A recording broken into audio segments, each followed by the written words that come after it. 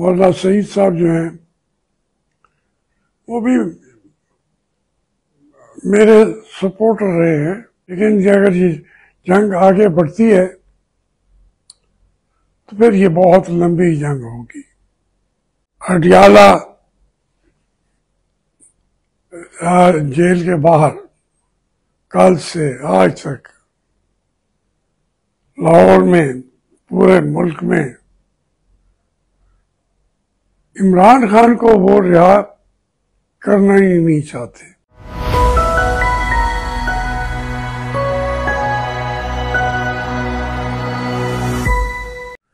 بسم اللہ الرحمن الرحیم۔ میرے بچوں، السلام علیکم۔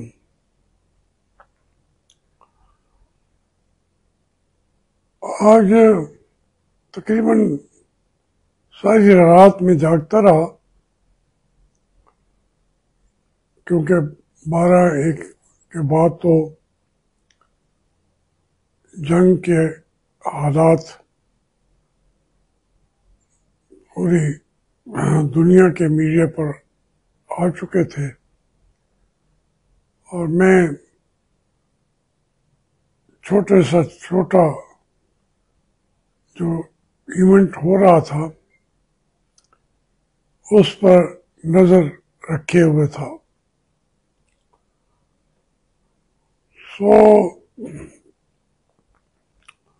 ہندوستان نے پاکستان پر حملہ کر دیا۔ اتفاق سے ہماری ہمسائیگی میں ہے احمد پور شرقیہ یا بہاولپور۔ ہم وہاں کے رہنے والے بھی ہیں، کوئی تھوڑی بہت زمینیں بھی وہاں ہماری ہیں، یعنی وہ تقریباً میرے گھر پہ ہی حملہ تھا، بہاولپور میں، احمد پور شرقیہ میں۔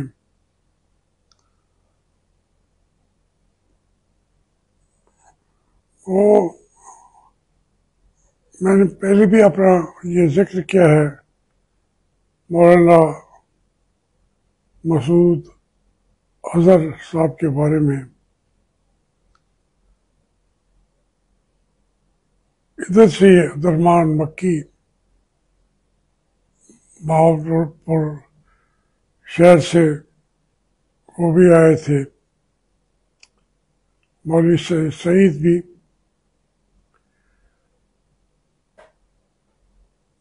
پھر انہوں نے کشمیر کے اندر جہاد کا اعلان کیا، اور وہاں ہندوستان میں پکڑے بھی گئے، اور ان کے بھائی انہوں نے وہ ہائی جیکنگ کی اور انڈیا کو مولانا مسعود اظہر کو چھوڑنا پڑا۔ یہ ہندوستان نے اپنے اندر رکھی ہوئی ہے کہ مولانا مسعود اظہر کو قتل کرنا ہے، بدلہ لینا ہے۔ اب ان کو بدلہ لینے کے بجائے وہاں مسجد میں بچے ہیں، مدرسہ ہے، تو انڈیا نے ان پر بھی میزائل برسا دیے۔ اس طریقے سے مریدکے میں بھی جو مولانا سعید صاحب جو ہیں وہ بھی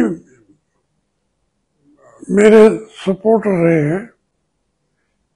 میرے لیے انہوں نے کیمپین کی ہے. سو میں بیک گراؤنڈ جانتا ہوں, لیکن جس طریقے سے وہاں پہ بھی انہوں نے میزائل وہاں پہ برسا دیے, سارے سویلین ان کا ٹارگٹ فوجی نہیں تھا.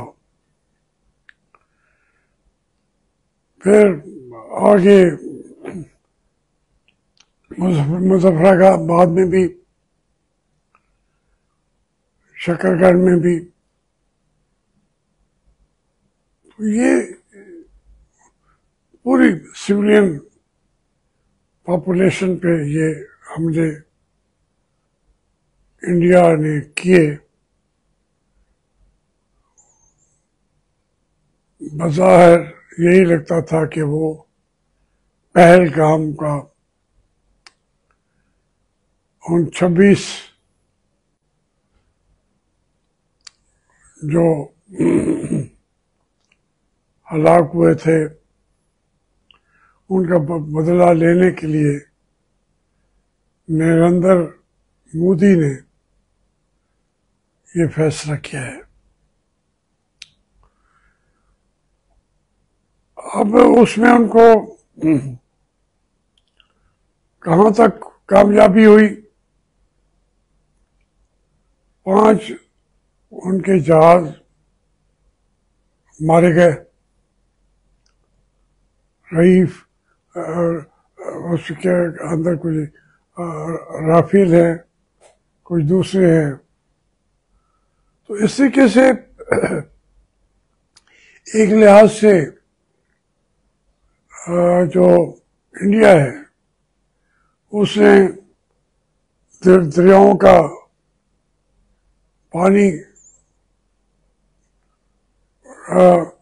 پاکستان کی طرف آنے پہ رکاوٹیں ڈالنی شروع کی.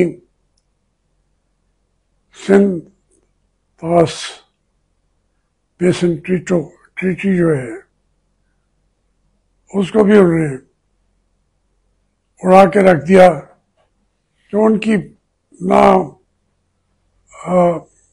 ان کے اختیار میں ہے, کیونکہ اس کے اندر وہ جو معاہدہ ہوا ہے صرف انڈیا اور پاکستان نہیں, اس کے اندر ورلڈ بینک اور دوسرے ادارے, اقوام متحدہ, وہ سارے گارنٹرز ہیں. لیکن وہ ہندوستان نے کسی کی پرواہ نہیں کی. اب جب ان کے اتنے جہاز وہاں بھی مارے گئے, اب انڈیا سمجھتا ہے کہ اس نے بدلہ لے لیا ہے. پاکستان کہتا ہے کہ ہم نے تو بدلہ لینا ہے. تو یہ جنگ ختم نہیں ہوئی ابھی. یہ جو چھوٹی چھوٹی لڑائیاں تھیں اس میں تو انڈیا ہار چکا ہے, پاکستان جیت چکا ہے. لیکن اگر یہ جنگ آگے بڑھتی ہے تو پھر یہ بہت لمبی جنگ ہوگی. ہم اپنے حمایت میں اپنے دوستوں کو بلاتے رہیں گے, ان کے جہاز بھی آتے رہیں گے, وہ اسلحہ بھی ہمیں دیتے رہیں گے, ہر طریقے سے معاملات چلتے رہیں گے.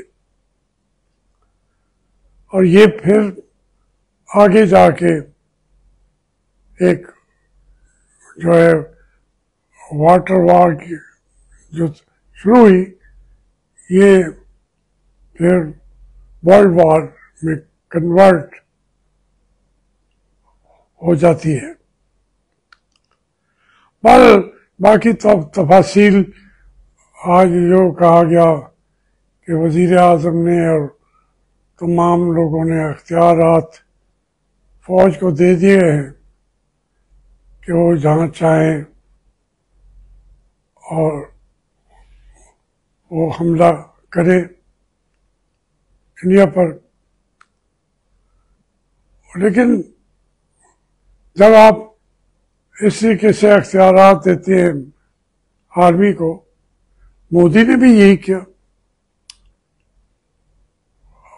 اپنی فوج کو کہا کہ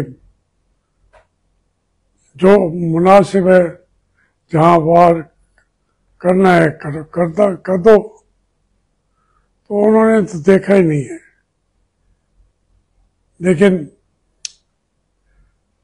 انڈیا کہتا ہے ہم نے ایک فوجی پاکستان کا نہیں مارا، ہم نے انہی جگہ کو ٹارگٹ کیا ہے جہاں سے پنیری لگی ہوئی ہے کشمیر کے اندر ہندوستان کو ڈسٹیبلائز کرنے کے لیے، جن کو آتنکواد کہتے ہیں. تو وہ دہشت گرد پیدا کرنے کے یہ ادارے ہیں. یہ ان کا ایک بڑا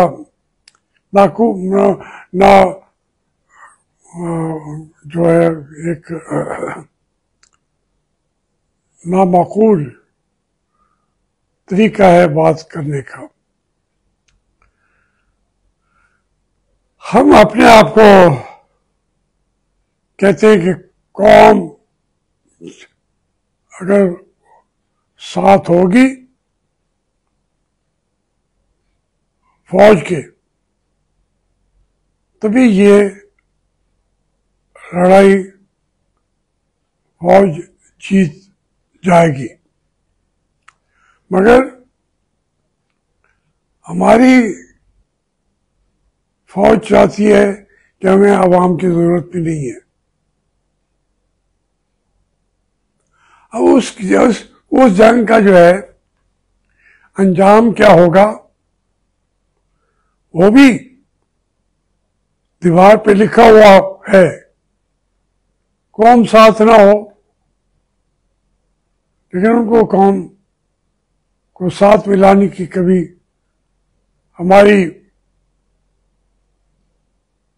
جنتا کو کبھی ضرورت محسوس نہیں ہوئی، اور اسی لیے ہر جنگ وہ ہار جاتے ہیں. میرا یہ خدشہ ہے. انہوں نے اپنے اس طریقہ کار کو 70 سال سے نہیں بدلا، لیکن اس ملک کے حاکم بھی وہی ہیں. آج مجھے پی ٹی آئی والوں نے بلایا تھا کہ وہاں پہ وہ ایک کانفرنس بلائی ہوئی تھی لاہور میں. میں تو چلا گیا تھا، لیکن بعد میں پتہ چلا کہ اس جو ایک نئی صورتحال پیدا ہوئی ہے وہ انہوں نے آج کینسل کر دیا ہے. سو میں پھر رستے سے واپس لوٹ آیا. اب جو مناظر میں دیکھ رہا ہوں قوم کو متحد کرنے کے، اڈیالہ جیل کے باہر کل سے آج تک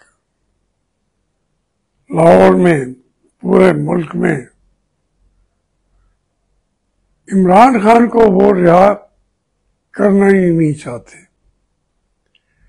وہ کہتے ہیں ادھر بھی لڑیں گے ادھر بھی لڑیں گے.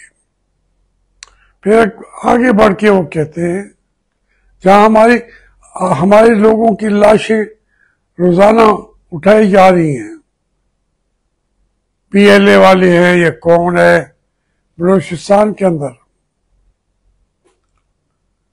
جو صورتحال پیدا ہو چکی ہے، خیبر پختونخوا میں، سندھ کے اندر بھی، ان تمام چیزوں کو سمیٹنا کہ ہر محال پہ وہ جیتیں گے، یہ ناممکن ہے.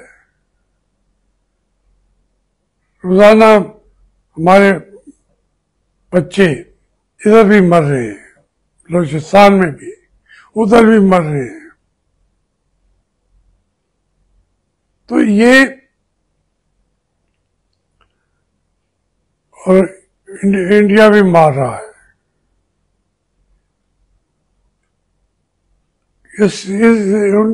اگر یہ قوم کا اتحاد چاہتے ہیں، ہماری فوج اگر چاہتی ہو، ہم پہ مہربانی کر کے